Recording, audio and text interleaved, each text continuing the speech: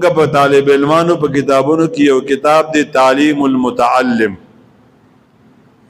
دا د متعلمینو د پاره د تعلیم یو طریقه ده چې سړی به سبق څنګه وایي، زوړ به څنګه وایي، نوی به څنګه وایي، کوم استاد نه به سبق وایي، کوم ملګري سره به مرګتیا کوي، سبق کې به د کلی په ابو حوا باندې تکلیف برداشت کوي که نه به برداشت کوي، د کتاب او د پن په سختوالي باندې به برداشت کوي او که نه به کوي، د استاذ په غصه او قار باندې او والو باندې به صبر کوي که نه به کوي. نو دې کتاب کې یو مسله ذکر کړې ده او زه تاسو ته وایم چې دا څوک مولان یې چې تاسو او موږ دا کتاب نه ویلې دوه درې پیرې د دې معنا دا ده چې موږ سبق نه دی ویلی. بس دا خبره ځان سره کېږي. ځکه د حضرت علی رضی الله تعالی عنہ یو قول ذکر کړی دی. حضرت علی سے فرمایي چې تاسو ته یو خبره کوم، الا لا تنال العلم الا بسته. واورئ طالبانو، تاسو علم ته نشئ رسیدئ تر څو چې تاسو شپږ کارونه نه کړي. سأنبئک، زه به د هغې خبر در کوم تاسو ته. کو تاسو ما ته وخت کېښود مجموعها ببیانی، د هغې ټوله خبره درته په یو تقریر کې کومه.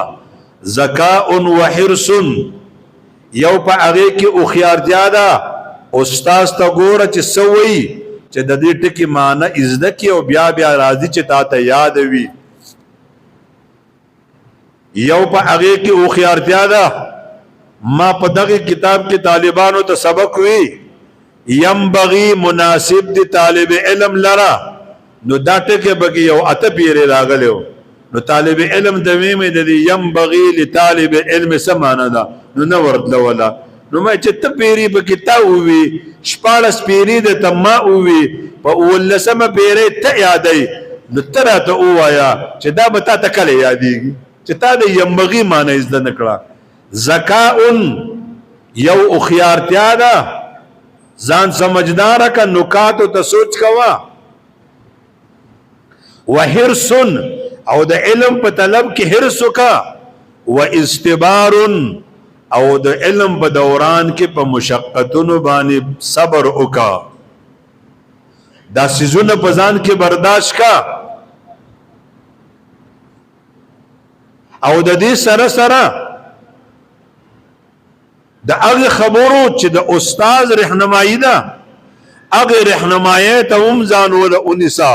و ارشاد استاذي وطول زماني، اوږده زمانہ علم لورکا او د استاد رهنمایي والا.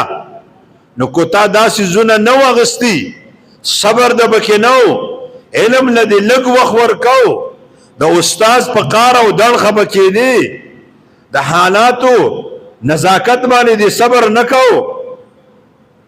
او په مال کې د تمه زیاته وا، خوراک کې د تمه زیاته وا، خوراک لګو کا. او په علم کې حرص ډیرو کا. دا شپږ خبرې چې پتا کې نه وي د دې معنا دا ده چې ته علم نشي حاصلوي. نو تعلیم المتعلم کې یو قاعده ذکر کړې ده. کوم طالب علم، کوم سړی چې یو مسله 999 پیری اوریدلې ده، یو ځای کې بل ځای کې بل ځای کې بل ځای کې زرمه پیره باندې دې سبق ته او دې کلاس ته او دې مسلې ته د اول پیری په شانتي توجه سره نه کینی، علم دته پیدا نه ورک. نن خبرګېږي ما، نن مونږ مولان طبقه، نن مونږ طالبان طبقه چې مولا تقریر کوي دا ماته نه کوي، دا دې خلکو ته کوي. مونږ مولان به په کمره کې ناسو، مونږ به ګپې لګو.